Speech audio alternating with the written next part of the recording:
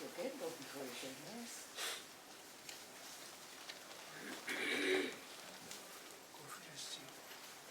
Ma tao qua ne masi. Mo così o così.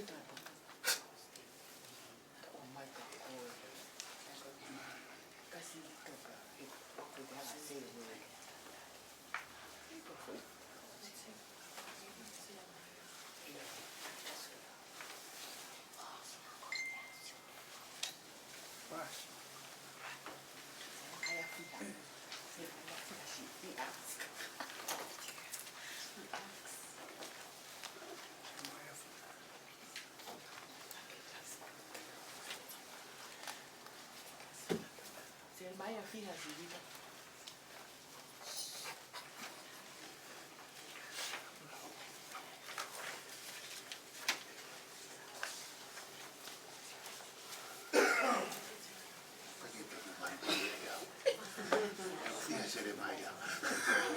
Tiene la cara se le va.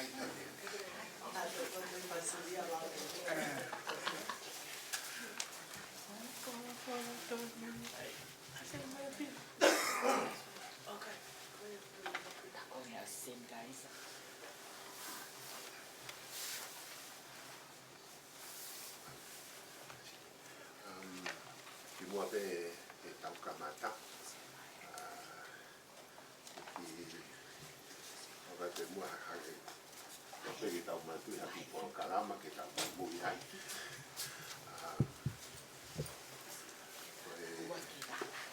Pwede dai tadi pai suri tau ki ba kamata ke tau lotu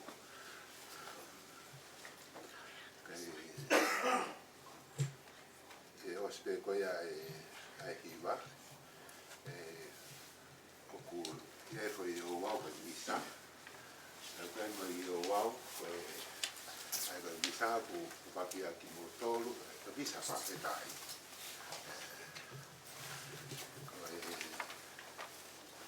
ko petai ke o fai o tua ku papi aki ki mo tolu no toa sama tua makehea ia e whaamirini, e ki hapasia e taua taha. O e tahine koe, e mahate tu whahabata taha o nuku noa, nā rai ki mahu i reia e au. Pero kamata ke wawe kamata aki o se i wako e a puaki i o aki o pare. Pea i taimi ko ia e whaia e luluku ko Olivia te malo o luluku horo. Lupeni, luluku horo luluki. Fuki mai ka taimi ko e whaia e luluku man a puaki i a ini. Kore teke mo iwa pe ha iwa whalotu pe ha imi pe ha. Most welcome, whatever is fitting, que tau wau e tau. Me mahuia que católica, católica. Koe tau i enia ki tau tau lea koe tau whawhamiri. Koe tau whawhamiri, tau paki i a pini. O pane tau kuila tau lea ke aiu hasi, o ke mo fua ke misa au ki haapi. Ko hau pe me family pe na ko skole pe o pe ko ufalta ko ni is not on media and on practice because I will be in trouble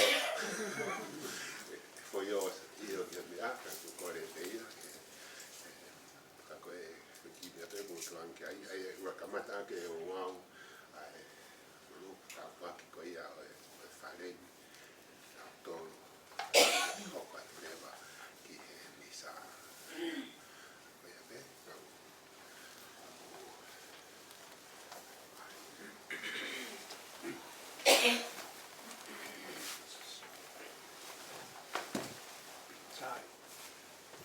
Wafo e te mai, ala, la mari mari. O tai peke o tua ko ia koe whainga mari e mo oi ko ne whakanasa ki tau tolu e hoa whakakoloa koe ni. Ko ia koe te hoa ki koe tau whakawhamiri e ki e ngahi whatongia ke tau hene e ahoi. Koe ki mua pea kala e whatongia pa mga hau tau whai ahoi ni. Tau ko holo atu ai whiwhia ku lau maari e. Ui, ko taki e atua ngā ni whai mai ki whamiri mao lalo ma siwa koe. Whamaoni e tapu ko tau be. Ka whanunga ne kai toka maari e. Ka e ne kau mai ko iai o ko tau i heni ai a koe. Ko heni o tau whelongo aki ia o ko lawe i atu ki motoro mo mea mai o tuku mo ngahi ngawha me whatongia ke. Ka tau wheha aki e ahoni. Ko ia koe ki pare ko heni e whai no ngāwe. Pe kai ngatai me bengi he ofine koe. Ko tui ka konga mau inga taha e ahoni. Koe tau tāpaki mo anke e ki. Kene whai no hofi kina. Ma whakamunu ia ai ki kaunanga ko heni o sia ana tau ai taha i ahoni. Pe kai ngatai i atoki osi. Ma alo pe mo mea e kāinga pe bengi ki motou ko tau pe ku lava mai a koe. Ko whainga maari e whakaosi. E tau tolu, pe ke tātai ki whai whakau. O koe te rilo pe te hea iha misa pe heni, pe ko whai lotu pe heni. Pe tau tai lawe ai. Ko ia, ko ne asu pe ni ngā ue koe ni. Pe ko hike plewa ia ki fisi. Ka ko ia tau kumalo. Ko ia ko taimi. Ni aumi maa ki tau tolu, lo tonga i tau whanunga. Ko ia pe ki lea taitai, pe ko whiwhia ki taitai lelei ki mo tolu. I whakatoa e ahoni, mai ngā au tau te waki whai. Mahalo au pito, tua whai.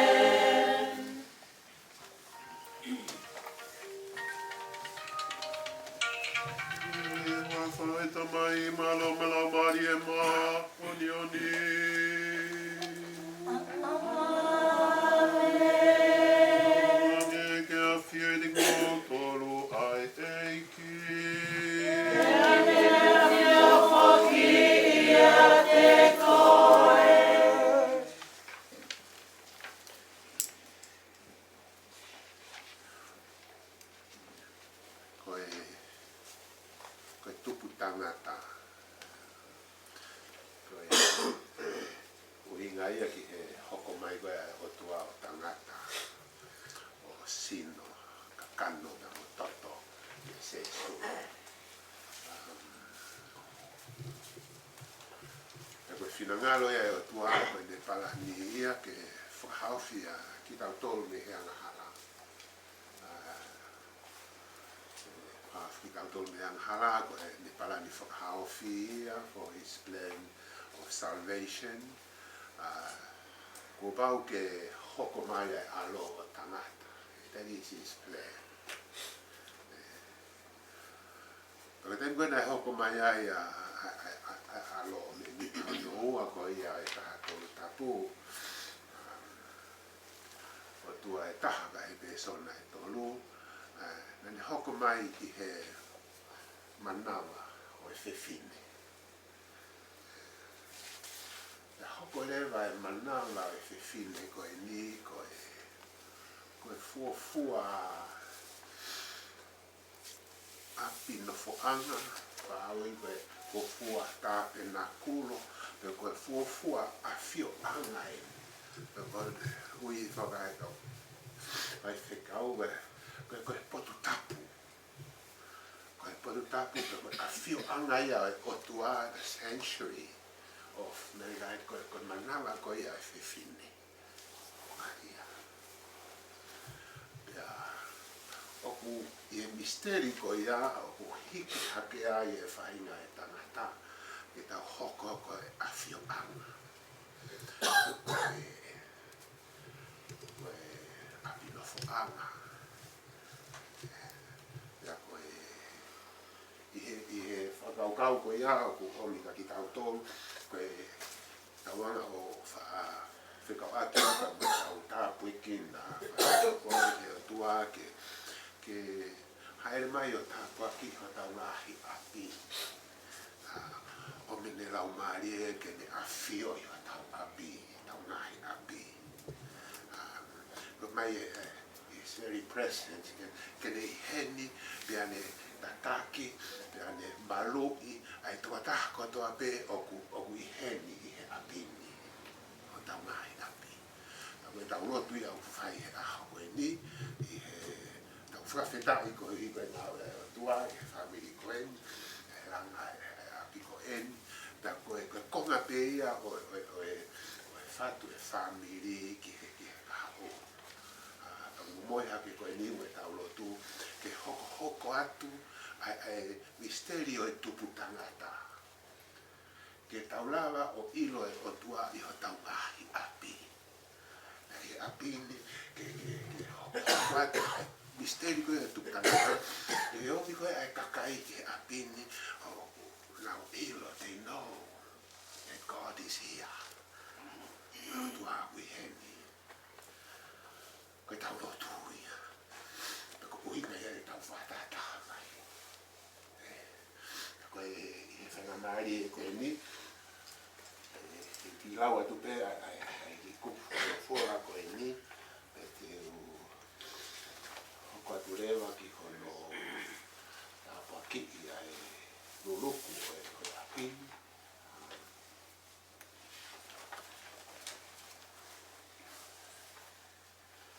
Ai lotu tamono luluku.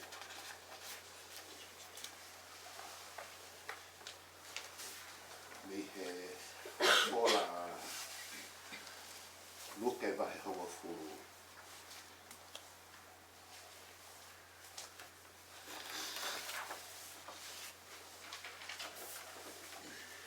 Nai fola e ki toko fituma furu maua.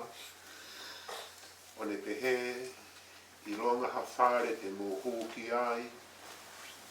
O fuafua rea o pehe ke ia te ki motolu ai whie maari e.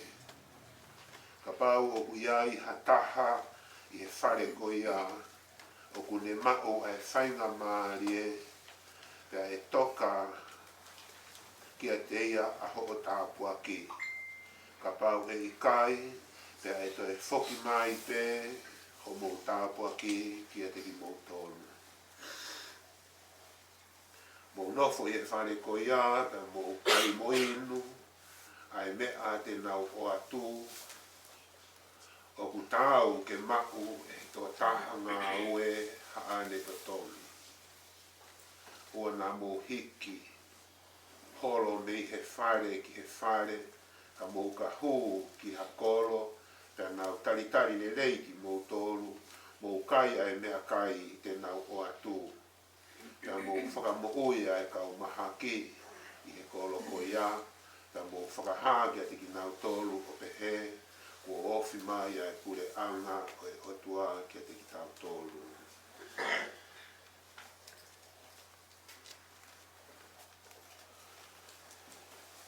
Ki tau lotu.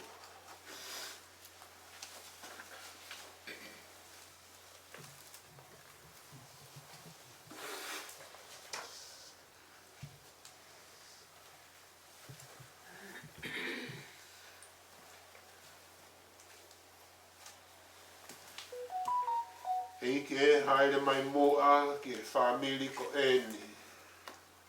O suri mo e Elisa. O kuna ulafi atu ki he a Fiona. Ko hiko e nau whakaamua o tāpua ki o nau apini.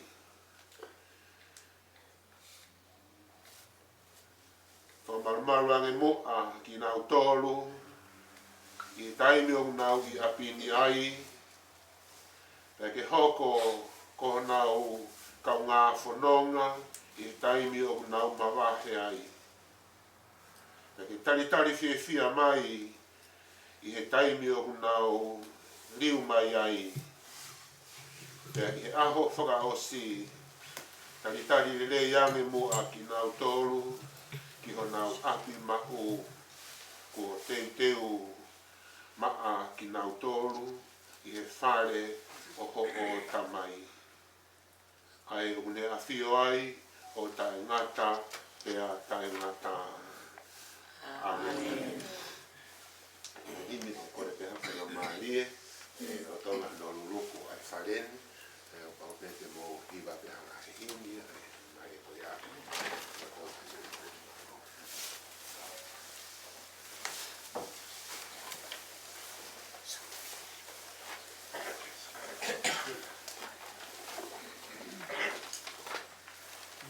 Vai, vai, vai,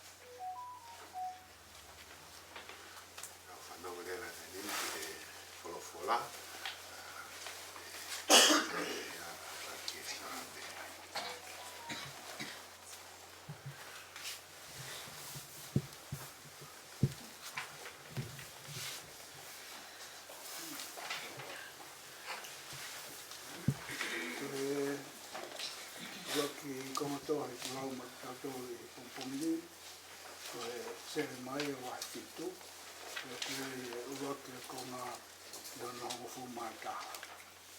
E pēr no whakalea.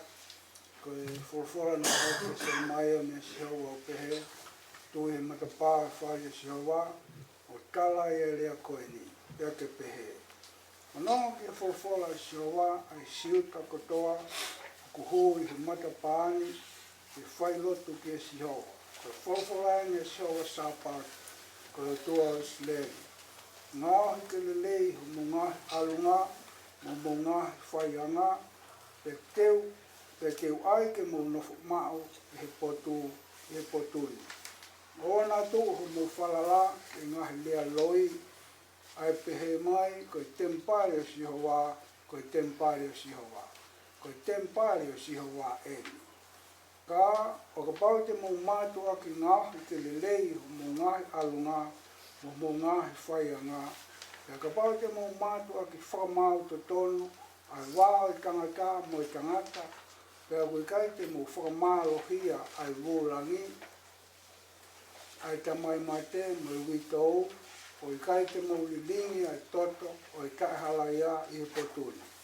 O I kai te mo mui ki ngahi o tua pehe, aia koe me te mo kovi ai. Pēr te utoki ai ke mo nofu mai I potuni ko e ni. O I whanua ko atu ki o mo ngahi kui, ke nau maa me I tāniti ki I tāniti. Wakai o tu o mo whalala ki ngahi lea loi, osi ko ngahi mea tai auna. Lea ku pehe, ha mea, ki kai haa, ke whai ha whakapō, lea ke tono unoho, lea ke fuakawa ki haloi, lea ke tutu incenisi ki a peari, lea ke moi ke ngahi o tua ke he, ani ihi na I kai te mo ilo ki ai, pēr ke toki hūmai o tū I hoku ao, I whare ko e ni, aia o ku ui aki hoku hingoa. Pēr te mo toki pehe, ko tau mo ui, ko e uhi a, ke whai atu, e ngā I fu whakalia koe. Tāha ape, ko e whareni, aia o ku ui aki hoku hingoa, ko hoko I mo wakai, ko e ana o kau whakapō. Talatu, ko au eni, ko sio ki ai, ko si hova ia me he tae hangai. Angatami.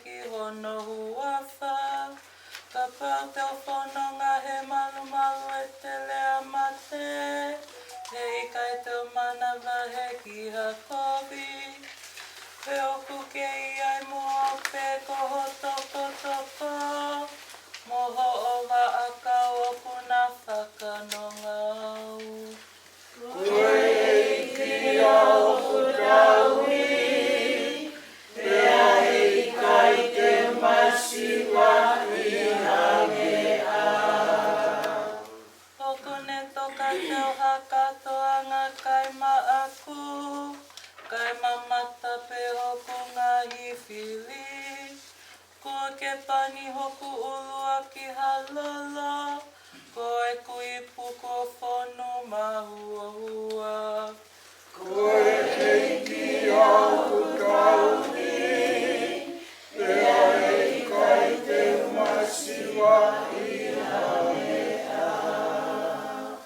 Ko e mo oni ko e lele moanga o wha.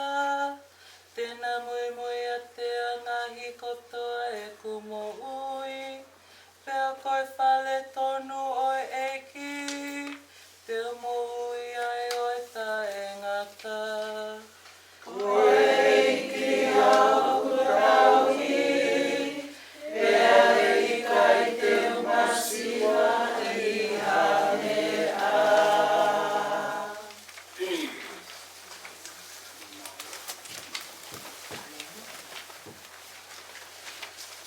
Anche a fine di motolo e chi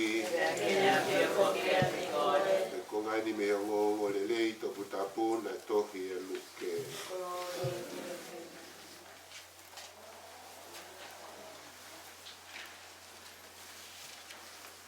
Na whanonga tu ai pēa se su he hala o le fou i se riko. Pēna e nofo ai ha tangata ko sa ke asi. Ko sake asi ko e pure tanaki tuku hau. Pea ko e tangata tuku maarie. Na e whaamu a sake asi ke sio ki a se su. Pe ko hai ia. Tana e ikai ke ne lava. E ko e tangata puku puku ia. Pea talo ai pe e ne lere. O ki i o mu atu he kakai, o kakai a fuku suka mino. Pea au atu a sake asi ki ai, pea ne hanga hake o whakalea ki a sake asi. Sake asi, hifo mai ke vawe, e ko pau ke wafe atu ke o api e ahoni. Pena e hifo whakawawe lewa sa ke asi, o taki fie fia se su ki hono api. Pea muhu kotoa ai e kakai na nausio ki ai, ko alu e sia nani, o kai he api o tangata anga hala. Pero tonga pe nau ke inofo he api o sake asi, ko tuku a sake asi o le ange ki he eiki. Eiki, ko au te fuaki ai vaiua e kukoloha, ma he kakai masiva. Pe te totongi whakafoki o riunga wha e paanga, a taha, pe na aku kakai. Pena e pehe angerewa e se su ki a sake asi. Sake asi o hoko mai e whakamo ui ki a te koe. Na hoko kai ngā he ahoni. He koe hako mo oni pe koe o e palahame.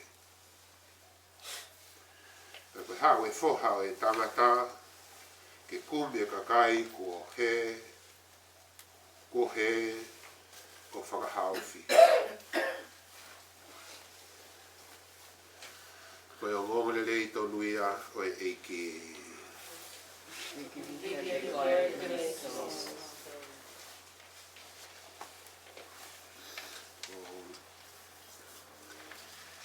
Mua pere whaku ki tokoni pe, whakamari, a kou whawhea atu e whakau, se tokoni, wau ke whe wahe, pero ke koe tau whamiri, ai hao ki taratala I whare, ka mau tolu.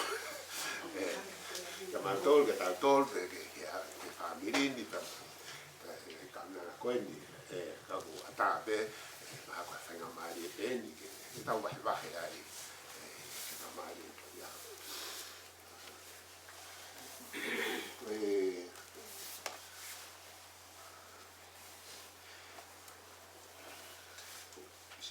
eke mai ki e taine PFTI te hoko hono aho toto nua ne whē. Tau sio hifo he aho ko ia, ua whito sa nuari, na koe ai maa ni oni o ku katoa ngai he aho ko ia, whaelo ngai he siasi, o Angela. Fine i tari. Na koe fine koe nina i hene tau ko ia pia moe na toko nima e whanau. Na ia i hono tu fine pia moe no whakatunga ane tolu. Pia i hene tau kawhofua he tahaono pe tahanima ma lolo hoko hoko e tamai pia moe whae pia moe fine lahi mono toko ua lahi ka koia na sisi i taha he whamiri ua e no whakatunga ane toko tolu i o lunga pia na nau si i koe whakaarea koe paia whanau paia kei si i pe na nau o nofo he api he no hankolo kaike kana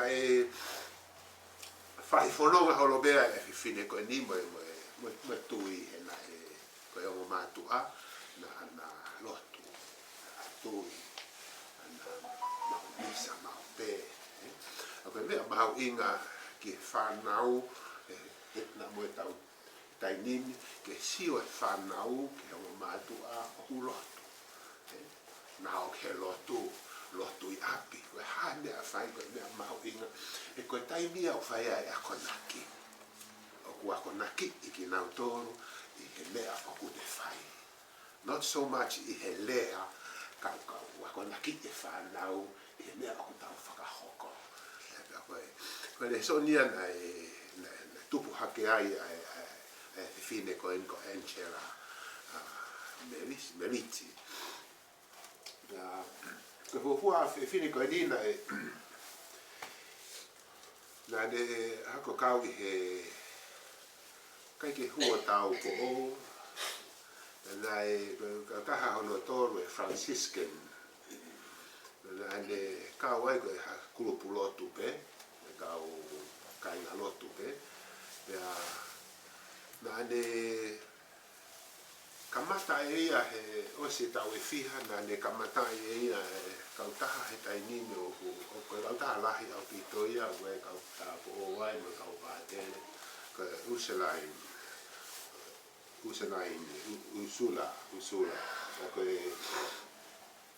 ka koe whakaukau na i he whewhineni koe taimi ko ia senturi taha ni mānai koe kakai whewhine na whakaofa au pito. Ta koe ne whakaukau rewa ke ne tokoni, ke ne whaihamea. Ke ne whaihamea ke tokoni i ai whanau whewhine. Na ne omi rewa e kakai o nofo na api koe kamataanga ia ai kautaha koe ni. Ta koe i tainimi he siasi o ku lahe u kautaha religious communities, hai kautaha po o, mo kau pātere o ku nā tupāi nā mo ui ki he lotu, nā aue whama fua lotu, mo whai ngahi ngā aue le lei pe, mo whake nā mo ui ki ngā aue le lei. He koe whinangalo e o tua ke tau whai ngā aue le lei. Koe pōre au ku whaiga ki tau tolu ke tau o te tau whoi he whai le lei. Koe hape haki ngā aue o ke whai o te whoi ai. Koe whai le lei koe le lei koe mea ia e o tua, koe ia e o tua. Koe taim koe o ku te whai ngā le lei o whai le lei o ku awhio o tua ia kita. O awhio o tua ia kita. Koe ngā wena e whai e whine koe ni. O koe ke hoa ngā ilo ko hinga pe whakaukau he laini koe ia. O koe ke ilo e pe nai papi o ku ila mutu ko ni he se asife e ma do ko ni he katolika o ku e ma oni o ku to frahingoa ki takiai ku te fe aoreva fai fononga pa me mani oni ko ke tokoni mai ko ku sanga to hu fanga bena papi aki au ko e mensirito ko tu igual l'inisi France di Spain se tu li honofa na tamate be le tamai ko hi ko ne ta fok ana lotu ka ke ta lotu ha ko ne tamai ta ko ka ke ilo pe wa sanga to hu fanga hange ko au ka ka pe que ai pe ko sangata hu fanga e ma oni pe ni ko canchera sto che si he ku kolo ko ta am kolo poto la wai te nela ma ki fra mama ka ko a fai nga ngau e na ne fai ko finga i pe que tokoni anywhere que tu que fai que aunga kataha a me lelei ko fina ngalo ya o tua que makita to que ta fo hoko ngau e pe hope que haya cosa ngato ho fanga o fau e pe he na de ka personal patron saint de sa ma on sanata ko ilo pe ko ta sai quella ma e pe ho sanata quando aho ona go wa fito sanuari quando aho be ko pe stay ai pe aho ya na pe ki ai that was the day he entered eternal life and tako e fa fe be o fai ka ta to o ai fia e fai lei o ai fia e ofa o fa ka na o lei e ki ta pe o ki fe ta ula ki moia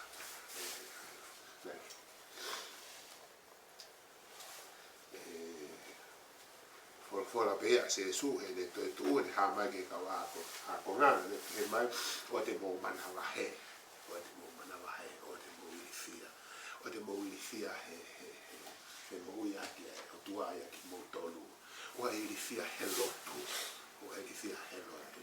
e ko ne le ko no ua be ko fi la ve bia uia pe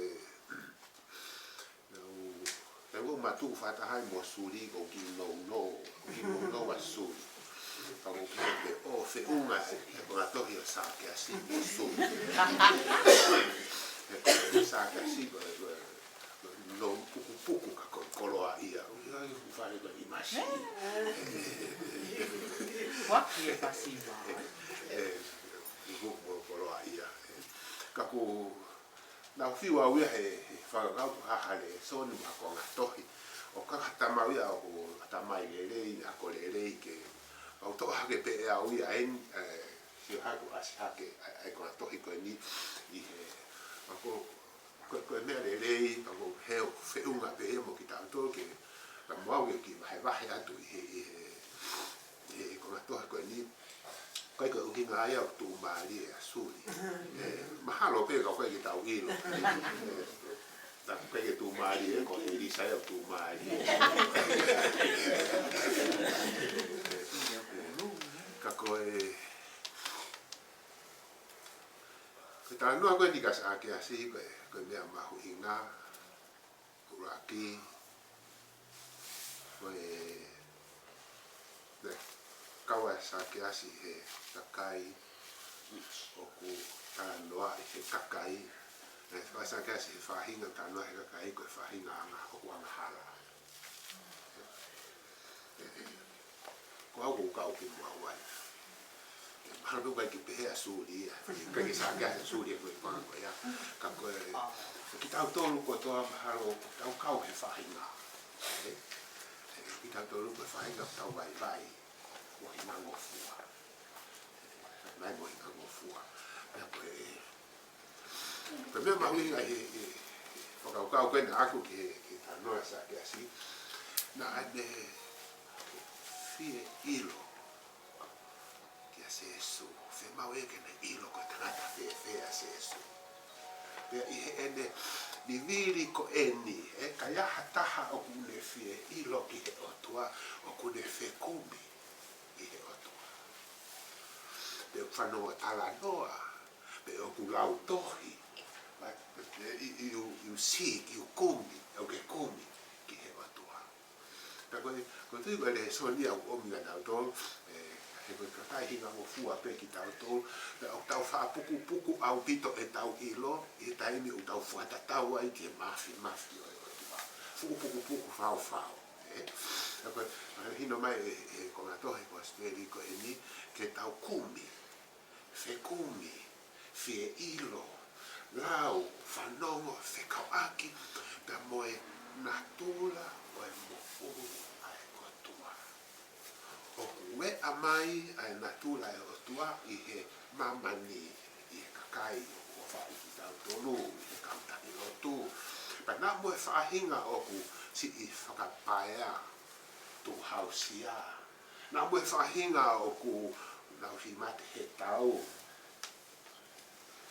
whahinga o nau wangahara o ku whahino hino I ai ki tau tolu I whonga lahi ki tau ilo ai o tua Pero mena e mau inga he tangata ko inko sa ke asi na ane fie ilo e ia whiko aki mo se Jesu e na ane whaipe ea e ki ene whonga pea ana o te ke mana wahe ki ho o ai hao whahinga whonga ke ilo ai ke o tua na ane lere mua e ua ne hao mi hapai he lere kai mua o kaka he fu akau tokua hono api o ku tae tau hono api Ko api o yang hala.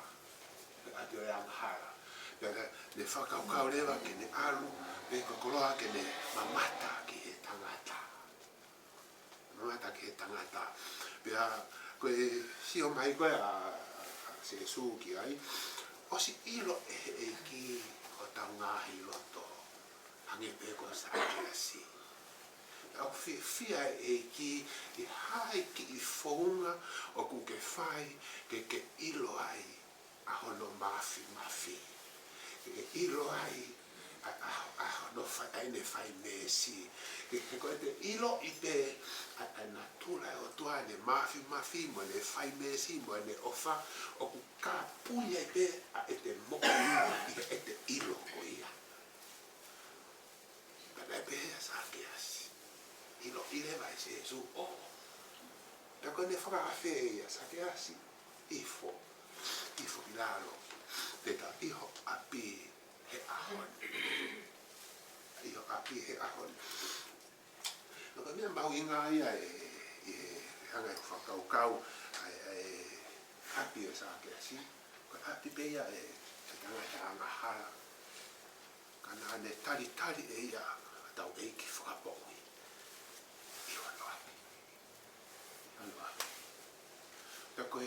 koe pore ia o whaika ki tau tolu. Koe misteri koe o e tupu tangata, o ku kaike ngata pea ia Maria te ko mere whai a sisu. O hoko atu pea he tau ko uir mamani. O kaike te ngata ia, e koe tua ia o tae ngata. It's eternal. Koe misteri koe ne tupu tangata, o ku mo ui eternally e ki tau tolu. I tau me au whai. Na koea I taimi koe ni o ku whakaukau ke whaafi koe a se su hifu mai te tai ho api e ahon. Me kore mai e isa. Ke ai mua ha I ngoa e api. Ko whakaukau pe he koe na tūra pia o tupu tangata ke tau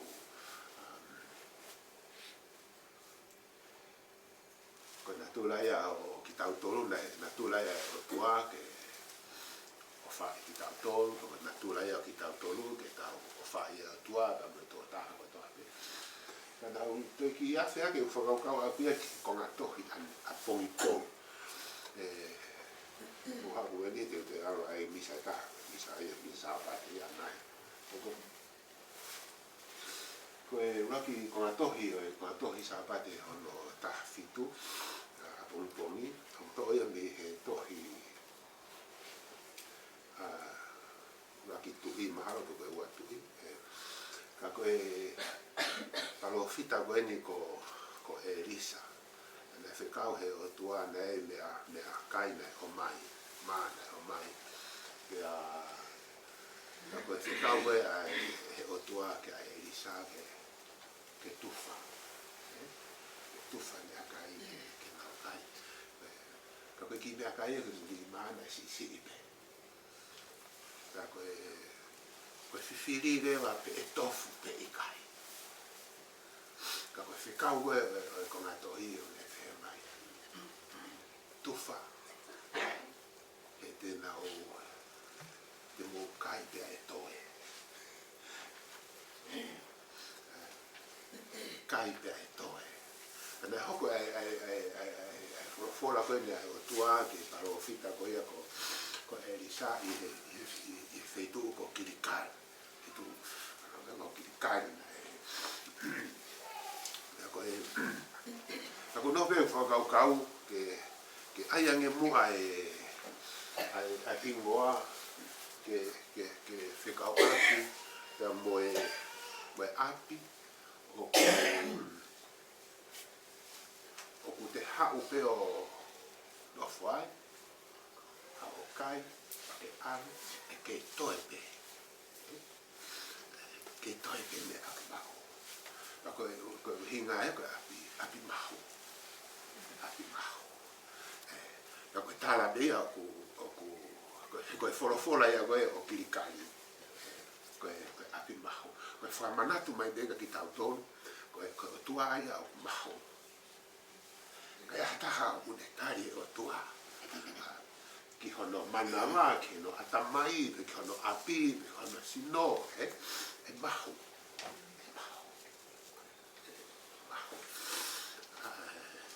o vai be hele fa palangi o fa ia home house of plenty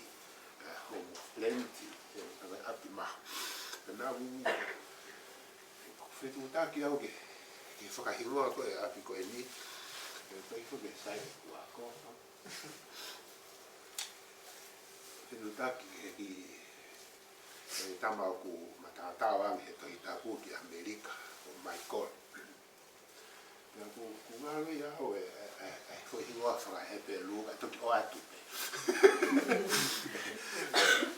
ai whaitaha pe whahingoa koe ia ta moe api mahu sa pe house of plenty hano ui koe api koe ni whamanatu mai pe ka ki tau tono not just a house, not just a home but ourselves we are only plenty in us when God dwells in us e ki tau tono koe awhio anga koe te mi pare koe tape makulo we become kagano no wharea koe Ark of the Covenant. Utawanga puke mafia tua I kitau toro. We become part of the mystery of the incarnation. Kwa manatu mai be, ko fia pito e fa na mari ko ni au tara monua tu tahine o aho. Ta pomoi ai tu ko ke te yang fa te kau ai mahka ta ai fa de ke to ki fungandi o fa ha ka mo to sa lo se mo la mai ko ta fa family pe a tu wa fa na mai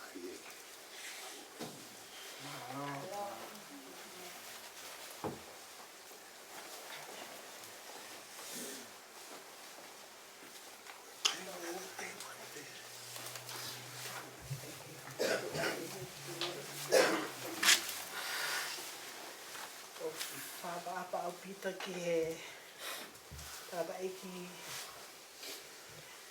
pātene kone tataki tau tolo I he hoa tā koeni pia mo e wholofola kone hanga o whanofa ki ai whihi anga whawhamiri o i hoa tā koeni. Kau ia I ke whetūku ai e ku mawhana o whekau I whiwhia o I a koeni Pea moe whāpetai ki he o tua mafi o hange koe wholofola ko tau whanau ki ai. I he tataki mai ai whanonga e whamiri koen ka mai kaunanga koen. O wikai ke tai ai hame ai e te utānaki atu tangata iki pātele kua lava ho tau tala o tau tō. Ko mau koloa ia I koloa ko ki hanga o whakoloa ki ai loto whare koe. Ko koloa ia ai whiwhine birthday I whaloto lahi ko ke whai. Pea tuku pē mua ke o atu pē au iaha o poa ki ofa pea mei he family o Suriasi. Pea mei whakatonga, mei New Zealand, mei Fiji, pea mei Amerika. Whai pea e talamonu, pea mo kaunga whiawhia I te akoen. E mau kauwhataha pea mo e palo whita ko sere maia. Ko I palani fisi mua ai o tua. Ai kai ke palani e ke holoki ki tau tolu kana e. Palani ai o tua ke hake ake ki tau tolu. Pea kai ko ia pe kai omi moe amanaki lelei. I a koeni o ko mawhana ampi. Lele mai o siomata ki he misteri ai o tua. Pea taimi lahi o ko ma talanoa ma o pepea mo Elisa. Ai talanoa mai ai mea kotoa pe une whai o tangi pe ki he eke. O tau mamata I a koen o kai ko haki ngawe sisi ai ngawe ko tau sio ki ai ko whakahasino I a koen. Koe ngawe a koen hange pe ia koe wholofola pe mo I tawatalai whare ko ki whai. Ka ne tai oa pe ai kai mai ai patoa. E tala noa Elisa ki he taimi o ku whenele aki holoai. Me he tawhaki koni o sene koe ki he tawhaki ko I he ngawe. Pea moe lele mai o whakawawa taimi ke whai aki ahono aleai ai ngahi mea ke whai aki ahono whakakato ai whale koe. Pea koe taimi lahi koe ne pile au pehe mai. O kui kai te ilo pe koe iwi fua ia mei whe. Ko omi ke whai aki ai whakaukau ai ngāwe koe. Lai ke sai e kuki I ako, ka koe mea pe kou ilo I o kou whalala pe ki he eke. Koe taimi lahi o alu mau pe o kore tokoni, ki he kau tau po u ke nau tokoni mai. O lotu mo hufia, ke whai ange pe hoko ai misi. O mo oni, pe hange koe ku tau sio mata ke e whiaf koe. Koe mau tala monu pe ia Elisa, ka maho ka Suriasi ulolobao, ka peho ka Tina. O hange koe whakalot lahi ka mo hingoa whakafo ofa. Ko whakakoloa ake ai kere koe. Ke hoko ai kere koe ni koe apma. Ke hoko ai kere koe ni. Ke whakafotunga me ai. Ai holo anoa ai ofa ai otua. Pea tawhi atu. O oua nā ngata pe I loto whare. Ka e tawhi atu ke inasi ai. Muhakakake. O nge pe koia ko tau whanonga ke e pia koe. Whamalo atu I he ngāwe ko lava. Pea oua nā tau to'o ai langi ka e whafoki pe I ke eke. Koe talamonu ia pia moe ofa pia moe whia lahi. I a koen. Ko tau mata ai nima oi otua. Ko ni hanga o whakahoko ai misi. O whakafotunga koe whanua. Pe kai koe pe kau tau lau kau ai. E ko haere nane amane kina. Te tau a mai kia a pen. Tina ko hange pe ia koe talatalai whare. ai tangata eiki tauhi whakalau mai he. Koe palani ai o tua ke prosper a ho mo oi. O i kai ke toi holo mui ki moi. Kai tupulaki i he amanaki lelei pia mo i tau mua lelei. Pia koe mau tawa monuia ke te koe ke hoko atu a whanua. Ua nā kai ha sio ki moi. Kai hanga pe o whakamamau ki he eiki. Te koe i ki pe e tene taki tono, ai halau e tawa mou pia mo e whinimu. Te koe i ki pe e malu ai whanona, ai tawa mou pia mo e whinimu.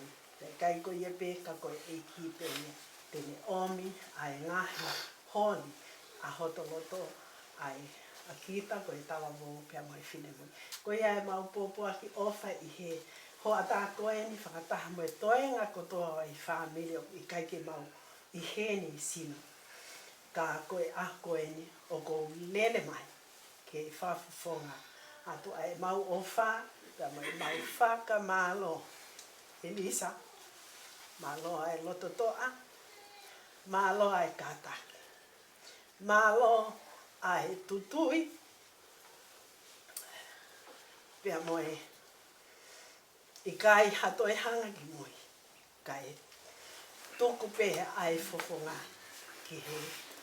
E ki waka pia mo e tau mua pia mo kāpi tēni ai o tua.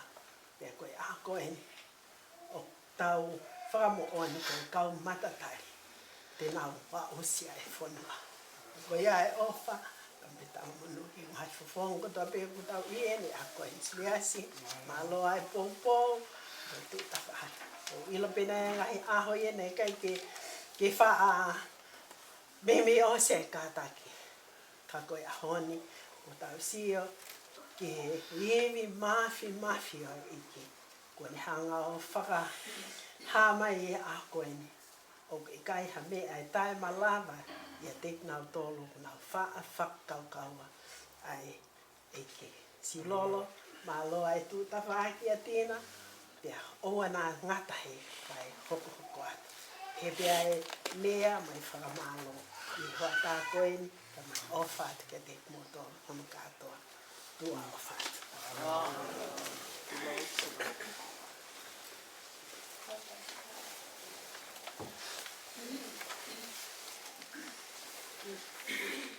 Nga maari e koe ni, ke tau moi hake a tau mahi lotu, e uwhaki, ke waka e nga maari, tau mahi lotu e kai mendi, hake e tau mahi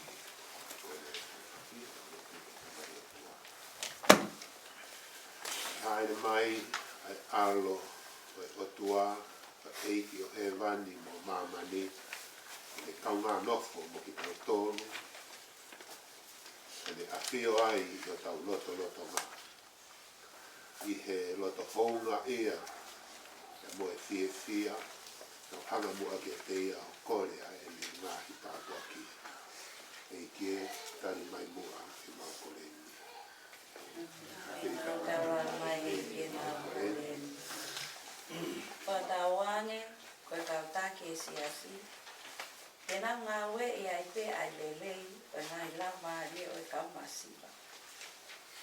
Pe mo ki nau tolu, o ke kai tēnā lape, ki ngahi monu o e whanua.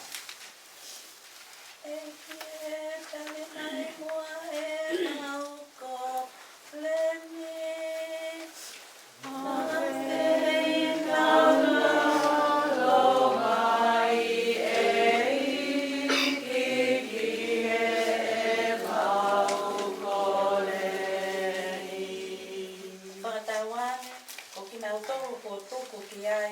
Nau whakahoko mai e whai totonu.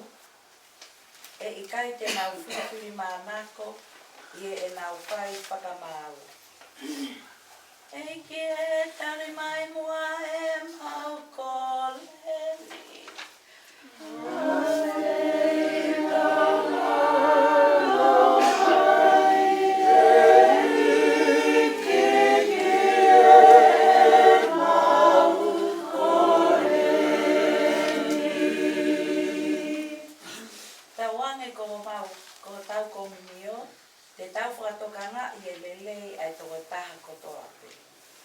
Pea I kai tēnā whiauhi, I ono tuku hifo I kāinga, koe uhi ko hānau ngāhi kōwi.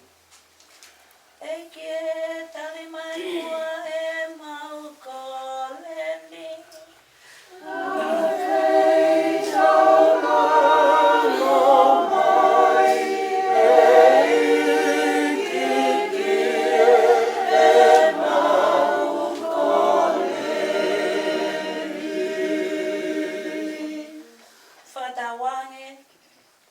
Koe kāinga mahaki mo ki nā tolu o ku whainga tā ia, whakanonga ki nā tolu e mo oni e ofa ai o tua ia te ki nā tolu. Eiki e tali mai mua e mau ko leni.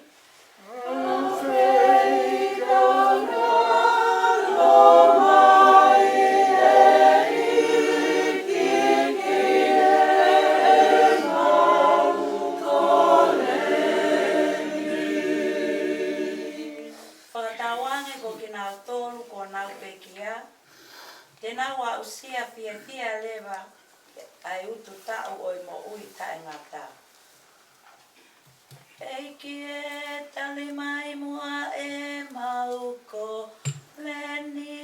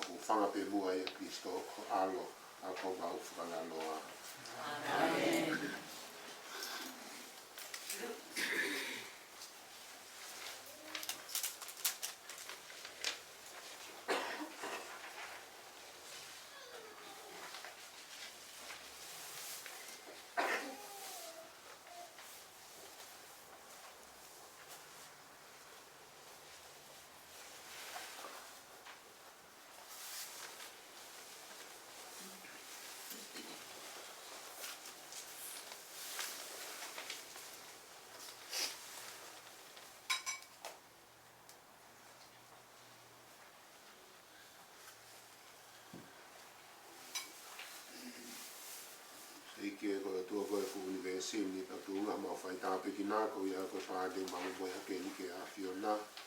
Ma tawang o koe ia, o mea kai whalau maari e ma mau tōru. Whai tāpe ki nā tua lau ko ngā pētana.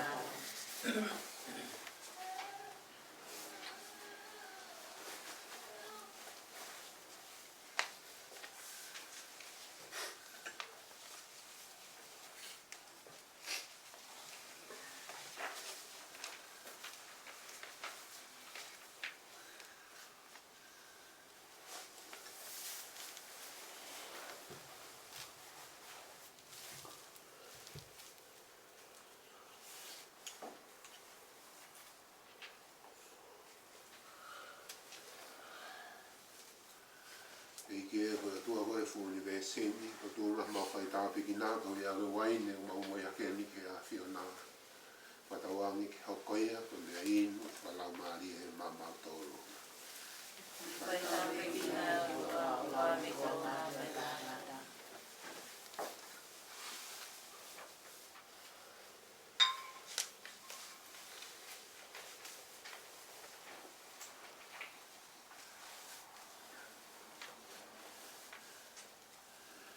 Mo kore ka ainga ku ia hoi fua e whinangalo o tua mafi koe tau tamai ki e tau whee lau ni.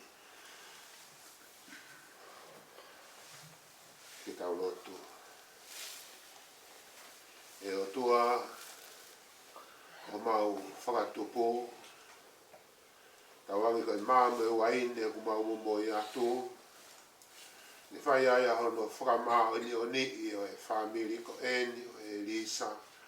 Pea mo suri, ka mai kaunanga ko eni, ko sia a hono aho. Ka moki mautoluni hono kotoa, maulawa mai, o maa ki nau tolu, nau kauwhata moki mautolu. Ni katoa ngā I o e aho mau inga ko eni, e maulari e a Fiona. Whailonga I ange mua, e mau ofa, ta mo e mau tauhi, ka taki ai beki mau tolu, ki he whamo ui, whakahauwhi o ku taimata.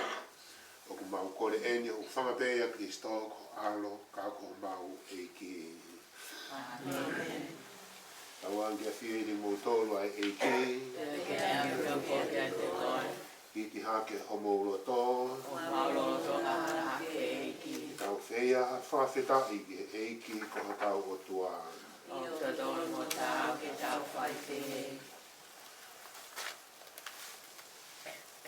I o mātua ki te tonu mo tau, me aula ko whiunga whaku moki mātolu. Mo hanga whae me ngai whetū kotoa pe o māmani. Ha whawheta I ke te koe tamai maoni oni, tu ungai ho alo wheina ko Sesu Kristo. A ene ke ngauhi aki ai me a furipe. Ke ngā ke tau whikau I whoki māmani, ko hi ke ne hoko ko mau whakamo ui, mo mau kuhui. A ke ne tuptangata I ngā ue pe a laumari e maoni oni, ka mohono alo I whoki e he tau po o. I ona ne whai pau ho o whinangalo, ne mauai hakakai maani oni mai a Fiona. A ke ne whakamawhao na tō kupu I ni mālo la tōnga hono whamamahi I. Ko hi ke ne ikuna I ai mate, pēr mo whakapau I mai whoki ai to e tuhu. Nea ko I ai o mau whatah, na me kau angelo, me kau maani oni fuape, o mau tuku koloria mo whikaranga I kina I pe ki he a Fiona, o mau pehe maua I pe. O maani oni, O maani oni, o maani oni, ko tua ngau lani. O whona lani na mo maani oni koloria. O sanai lani. Ki tā whai, o hai mai o whawa iti. O sanai lani na.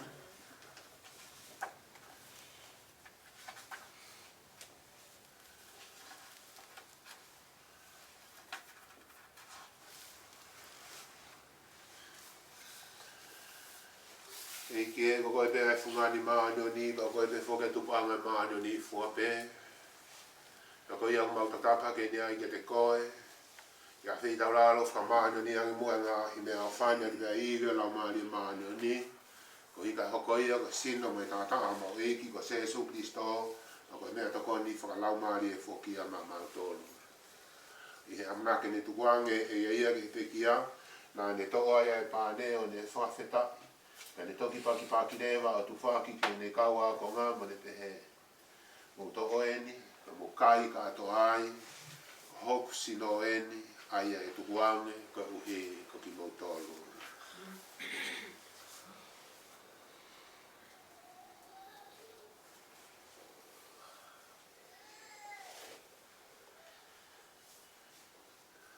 Pea I hiriang pe nau tau mawhana, ne to whoki mo I pua, ne to e whawheta I ai pe.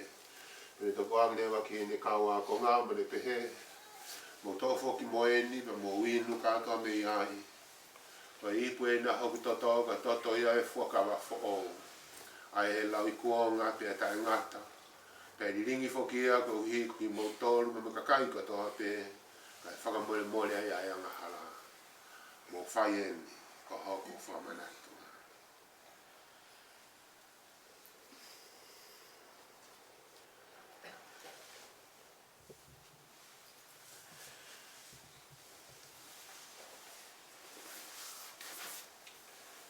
Ko e misterie ni o e tui e keo mau whanongonongo ni ho pe kia o mau te whopau i ai whoki a ho te tuhake te ua nā ki te hai mai. E keo mau whamanatua i pe kia mo te tuho alo ka koe a hok tu ngai mau mo hake ni ki a Fiona e tāne mo ui mo I pu whoki a hoko I taingata. I o mau to e whawheta I whoka te koe, ka a whi tau lalo ai a Fiona tuku mai ke ma ununu atu, ke whai ho tau hi, he ka tola tonga ho au eiki. Ta mau de ko le ma ya fo ke lo to ye be ya tiki mau tolo e o ngata ha. To ngā e lau maari maani o ni, te ria e sino, mo e tata a Kristo ai nu amne kina ke mau kau ngā tāri whakata. E ke hanga i whawhonga i whamoa ki ho si ai wo tonga ma whola funga mau mani. Ko hige tupule kina i bea e whi ofo o whani i hono kakai. Te he kio mau tu i tāpu o whalaki ko. Mau eike dua mō o Vincent Long. Ma radinari mafi me whainga tapu hono kātoa.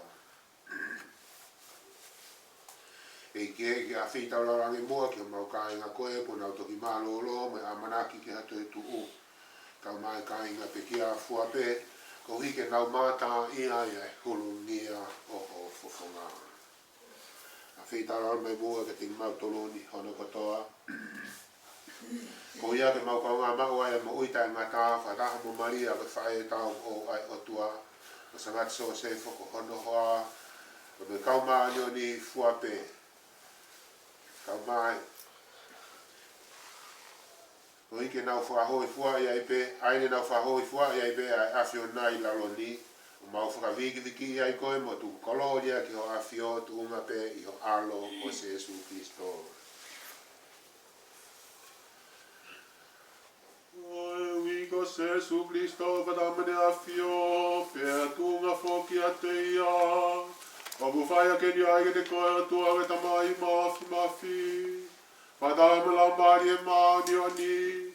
Ai langi langi ma kalori a whakaawhuri. O taingata pea taingata.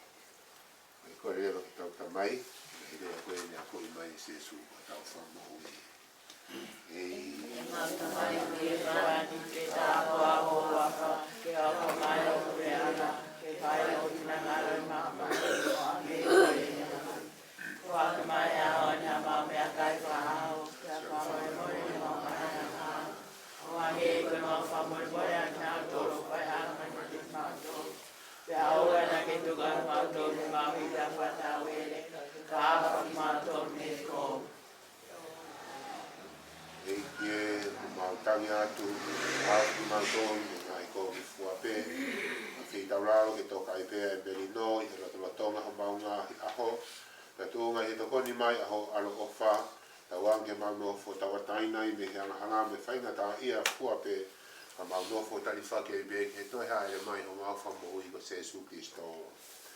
E o ko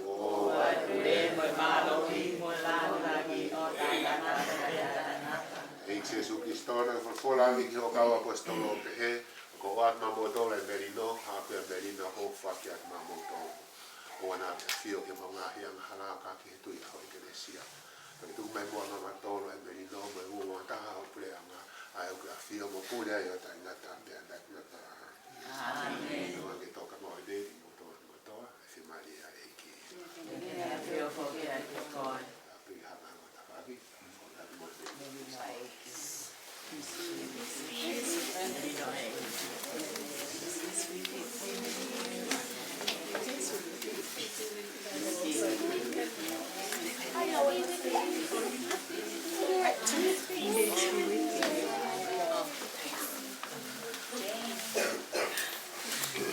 Thank you.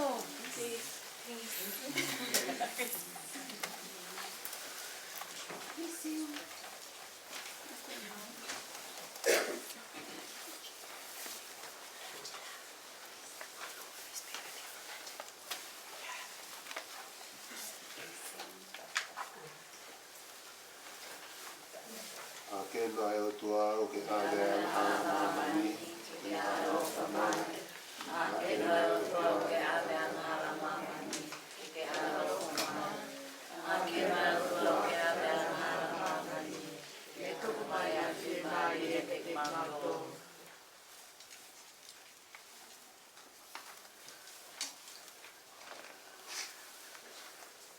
ko ene se super a ke no ai o tua ko ia me fua mo ave ai ang hala mamani Monu ianga o i tau tolu whakawheke katoanga o alo o tua.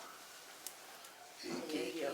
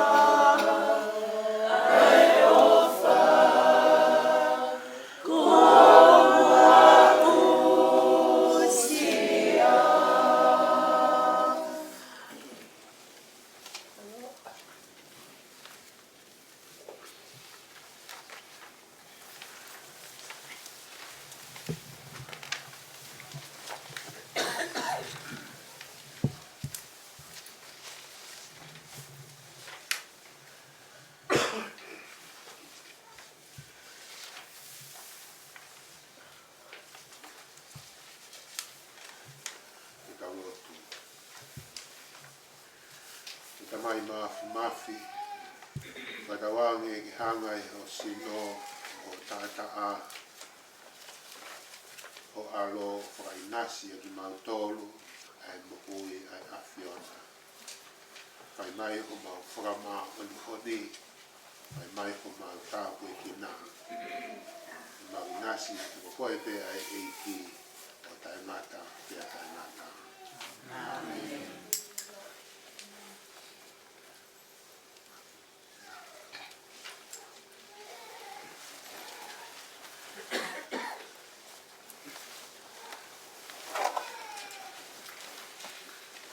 Sai, atu e malo la hene au pito ki mautolu, ko tō vea ku lau mai, au kaunga inasi i e hoa, au e whakawhitai e whakakoi.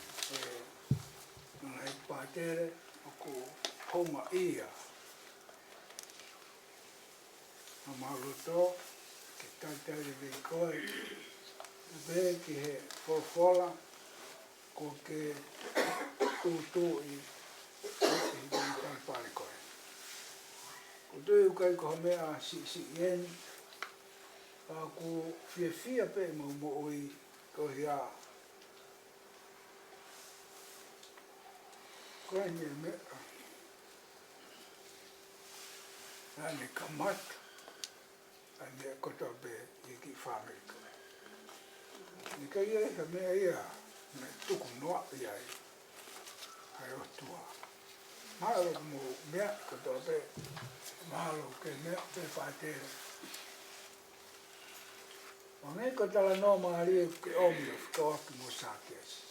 Ko sākeasi e he toi tapu, nai koloa ia, pe koe tangata e nei tō maari. Koe sākeasi koe ni, koe whaka o whaero, whāhifo e peki la. Ko hi koe ofa e tua, ko i mea ko lawengu maari. Mon be ki kananga, tau whanongo ai, o ku ngā wea ki o pehe, kane tae o ua pe. Kane tae o ua pe o tua, ko ia ia, o tau tu uta mātu uai, i whakoroa e kia koe. Ko ia ku atu e ofa la, e mihi ki whamei koe ni, i te koe, koe uhia, koe koloa whora, koe ka wahe, e tau whina si api ai. Ia ku lau ia ki whamereni, koe mata koloa, i hoko atu e whanonga. Neo, toi si pe ki wā taimi, ki tau whehui ai, ka ku mau whiewhia, ko ia e kuke a whea, nge koe whakaukau e tānoa a koe, nā whikau te hifo ka lawa o whai e hū ki whare. Ko ia mea ku mau whakai ai, e ki whamiri koe ni, ke te koe koe ngau anga a koe. Kai ngatai, o mahaloat au pito, ke ti motolu, ke lawa masi i.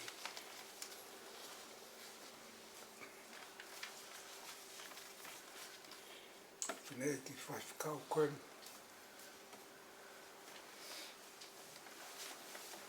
Kau lau te, kau ko, mei tama. E whanonga, wa whamiri o mawha. Aho, a matu uta i whanua.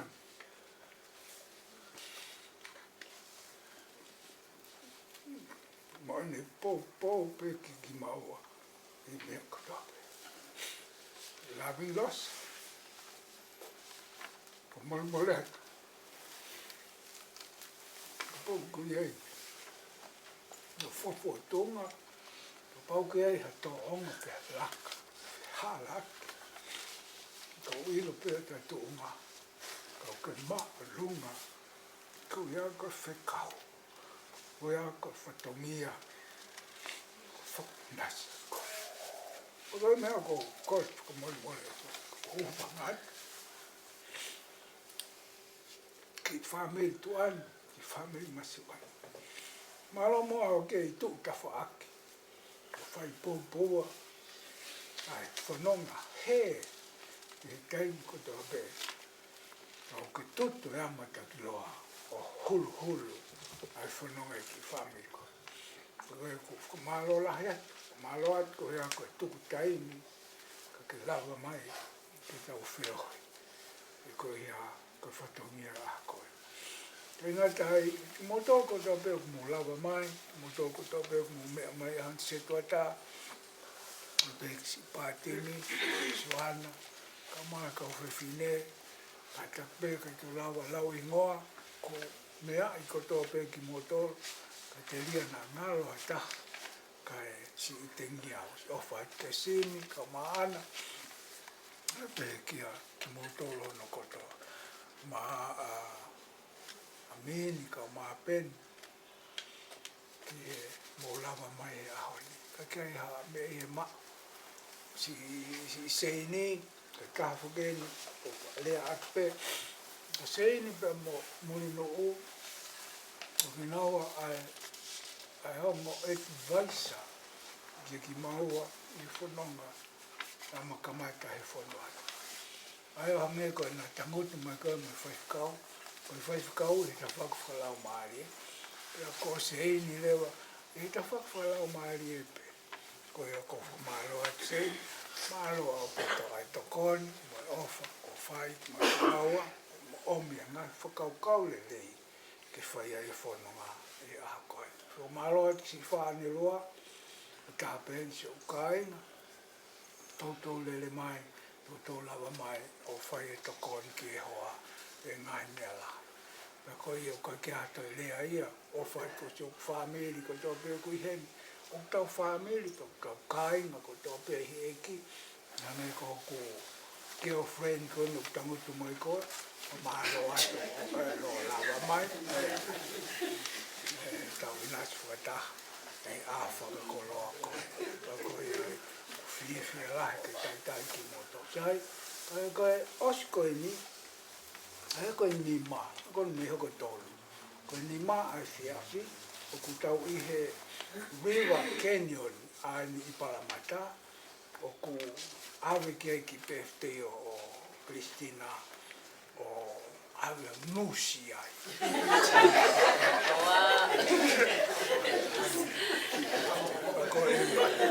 Koe au ko whakawhi e ki motolu kotoa kui heni, tau ia i kotoa pe. Whakawhi ofa ki tau o ki ai o hange ko whikawala ko ni evete. Koe au ko pehea whakawhi ki motolu kotoa pe. One of my palangi girlfriend I saw is sitting there. Thank you very much for coming today. Ko ki whakawhi pia ki motolu, ai koe ni mā pia osi, a tā te tau huki loto o ka mata ai a konga whakaosi, o tau ki polkala mai e whiawhi koe. Koe ia, koe hanga pia e whakawhi, pa ko ofa lahi a tau pita ki moto, mahalo. Ai toki whai nusia e birthday he. E whenga tau raki hiwa me tatu ano hiwa birthday he, ke manusi. Manusi. Me tau hiwa birthday. Happy birthday to you. Happy birthday to you. Happy birthday, dear Lisa. Happy birthday to you. Happy long life to you. Happy long life to you. Happy long life, dear Lisa. Happy long life to you. Hip hip hooray! Hip Hip hip, hip hooray! one more.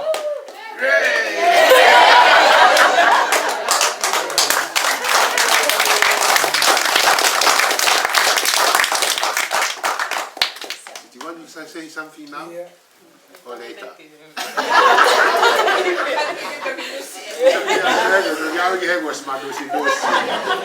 Just something with courage.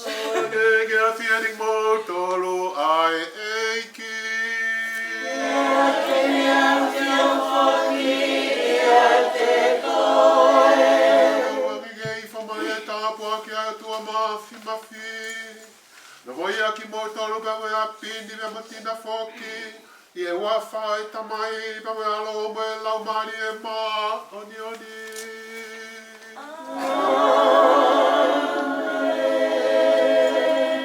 E mo ai whi mani e me mo a whamatauhi, a i peki e eiki.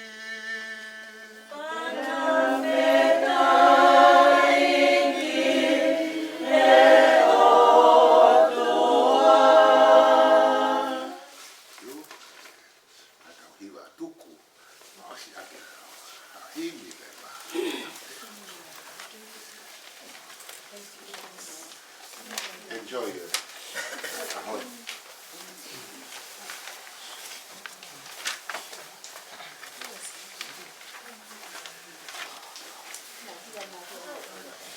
While the world looks upon me as I struggle alone, they say I am nothing, but they are so wrong. In my heart I'm rejoicing as I reach them to see. Thank you, Lord, for your blessings on me. There's a roof around me and such a place to sleep. There's food on my table and shoes on my feet. You gave me your love, Lord, and my family. Thank you, Lord, for your blessings on me. I know I'm not wealthy, with clothes they're not new. I don't have much money, but Lord, I am you, and that's all that matters. Though the world may not see. Thank you, Lord, for your blessings on me. There's a roof up above me and a good place to sleep. There's food on my table and shoes on my feet. You gave me your love, Lord, and a fine family. Thank you, Lord, for your blessings on me.